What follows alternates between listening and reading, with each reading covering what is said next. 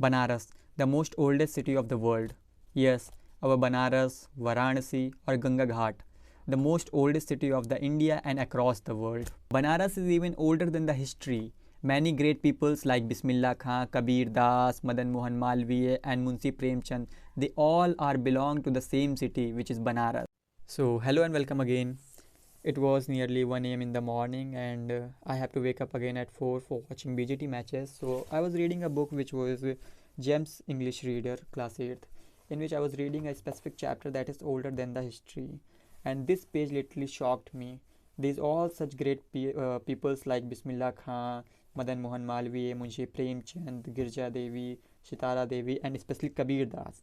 What's the common thing between all them? That they belong to a common city, which is Banaras, our neighboring city. But sadly, I have never visited there, and it was really shocking that our neighboring city had such great heritages.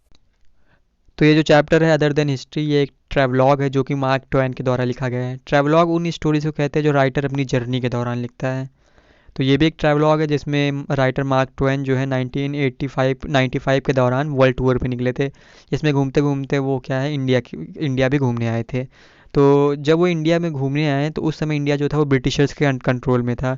तो कैसे उन्होंने India को देखा, India की क्या क्या qualities देखी, कैसा कैसा लगा उनको इंडिया, उसके बारे में उन्होंने इस स्टोरी के अंदर दिया हुआ है।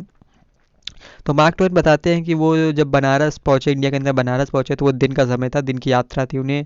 बनारस पहुँचते पहुँचते उन्हें एक ट्रेन बदलनी थी जो कि मुगल सराय से थी। मुगल सराय पे उन्हें एक ट्रेन जो थी वो चेंज करके उसके बाद बनारस के लिए दूसरी ट्रेन लेनी थी। जब वो मुगल सराय पहुँचते तो उन्हें पता चलता है कि उनकी जो ट्रेन है वो 2 घंटे लेट है। अक्सर जो दूसरे देशों में रेलवे स्टेशन पर बैठ करके ट्रेन का इंतज़ार करना बहुत ही बुरी चीज़ मानी जाती है, लेकिन इंडिया के अंदर ये बहुत ही उल्टा एक्सपीरियंस देती है, बिकॉज़ यहाँ पर वेट करना रेलवे स्टेशन पे उनके लिए, मार्क ट्वेन के द्वारा लिए बहुत ही अच्छा एक्सपीरियंस रहा। वो बताते हैं कि जब वो रेलवे स्टेशन, मुगल सराय रेलवे स्टेशन पर रुके और उसके बाद जब वो ट्रेन का वेट करने लगे, तभी वहाँ पर एक तांगे वाला आया, उनसे बोला कि मैं भी आपको बनारस छोड़ सकता हूँ।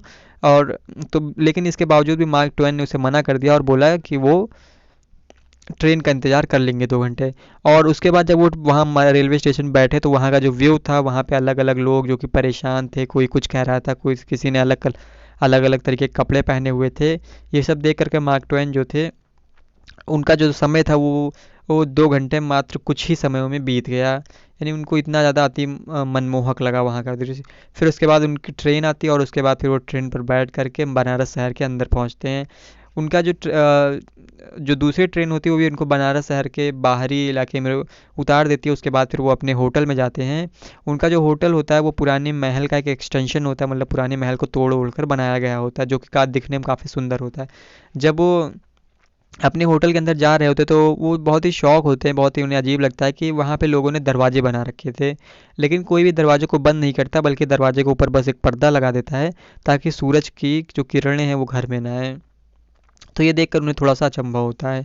फिर वो अपने होटल के अंदर पहुँचते हैं। होटल का व्यू जो होता है, होटल के बीच में एक बरामदा होता है जहाँ पर एक पेड़ लगा होता है और उस पेड़ पर एक बंदर बैठा हुआ था। इसके अलावा उस पेड़ के बगल ही में क्या होता है, एक कुआँ भी होता है, जिसके चारों तरफ जो बैल होते हैं वो घूम रहे होते हैं और उनके ऊपर एक लकड़ी बाँधा होता है जिसके घूमने की वजह से कुएँ से पानी निकल रहा होता है या पानी निकाल रहे होते हैं लोग। ये सब चीज़ें वहाँ पे चल रही होती हैं।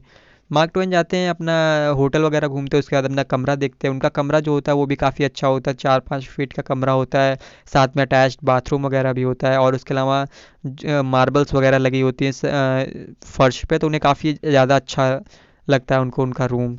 इसके बाद वो देखते हैं कि उनकी बिल्डिंग के सामने एक और बिल्डिंग बनी हुई है, एक्सटेंशन बना हुआ उसी महल का या उसी गेस्ट हाउस का, जिसमें लोग क्या है डिनर करने गए होते हैं, जिससे क्या हुआ उनके आसपास बहुत ही शांति होती है, उन्हें बहुत ही अच्छा और अकेला महसूस होता है।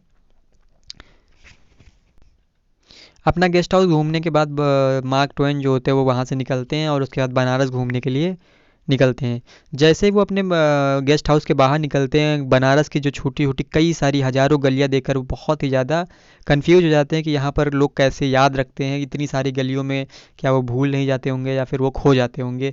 लेकिन फिर भी वो क्या होता है, वो कई से वो घूमते जाते हैं वहाँ पर और उन्हें लगता है कि वो कहीं घूमते-घूमते बार-बार उन्हीं गलियों में चक्कर लगा रहे होते हैं।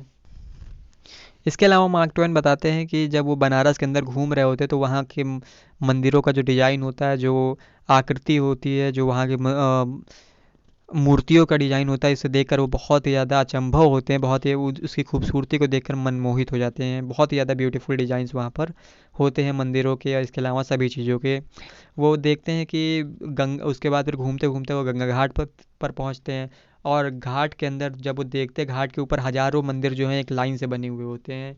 तो उन्हें लगता है कि यहाँ पर जो भी चीज़ें वो डबल हैं, क्योंकि जो मंदिर हैं ऊपर भी दिखाई दे रहे हैं हज़ारों, और उनका जो परछाई है वो मंदिर पानी के अंदर भी दिख रहा होता है। तो उन्हें लगता है कई हज़ारों मंदिर जो है यहाँ पर गंगा घाट के ऊपर बने हुए हैं। इसके अलावा जब उसके बाद फिर वो बोट राइडिंग करते हैं, वहाँ गंगा घाट पर नाव पर बैठते हैं, और उसके बाद वहाँ पर एक नहीं बल्कि 3-4 बार उस घाट के चारों तरफ चक्कर लगाते हैं। लेकिन और उसके बाद जब वो पानी उठाते हैं अपने हाथ में गंगा जी का, तो लगता है कि उस गंगा जी के पानी के बूंद बूंद में क्या है, मंदिर बना हुआ है। क्योंकि जय उसमें जो है हर एक मंदिर का क्या था, प्रतिबिंब, या बोल सकते शैडो, या फिर बोल सकते इमेज बन रही थी उसमें। तो ये सब देखकर एंजॉय करते हो। उसके बाद फिर अगले दिन वो आगरा चले जाते हैं, वहाँ से बनारस से आगरा जब जाते हैं तो वहाँ पर वो एक रिपोर्ट पढ़ते हैं, जिसे देखकर वो काफ़ी शॉक हो जाते हैं। उन्होंने पढ़ा था कि गंगा का जो पानी है वो दुनिया का सबसे साफ़ पानी, यानी purest water of the world जो है वो गंगा जी का पानी है। तो इसके पूरे अलावा बनारस में जब कॉलरा फैला हुआ था, तो भारत सरकार ने एक साइंटिस्ट भेजा था, एच करके। तो वो साइंटिस्ट जब गया, उन्होंने गंगा जी का पानी लिया, उस पर उसके अंदर कॉलरा के बैक्टीरियाज डाले, तो उन्होंने देखा कि कॉलरा के बैक्टीरिया जो थे वो गंगा जी के पानी में सर्वाइव ही नहीं कर पा रहे थे, जिंदा ही नहीं रह पा रहे थे। जिससे उन्हें पता चला कि जो कॉलरा है वो आगरा के वो बनारस के बाहर नहीं जा सकता है, क्योंकि पानी के अंदर ऐसे बैक्टीरियाज पाए जाते हैं जो कि वायरस को किल करने की या वायरस को मारने की क्षमता रखते हैं। उसके बाद ये पढ़ करके जो मार्क ट्वेन था, उन्हें लगा कि ये दुनिया का सबसे बड़ा अजूबा है। मार्क ट्वेन को लगता है कि मॉडर्न साइंस के लिए भी ये एक क्वेश्चन है कि क्या ऐसा वो गंगा के पानी में है जो कि वो इतना यूनिक है। इसके अलावा मार्क ट्वेन ये बताते हैं कि जो इंडिया है वो लैंड ऑफ वंडर्स है, यानी जादू का देश है। So that's all in the chapter. Thank you for listening, and let's meet in another video covering another stories. Thank you.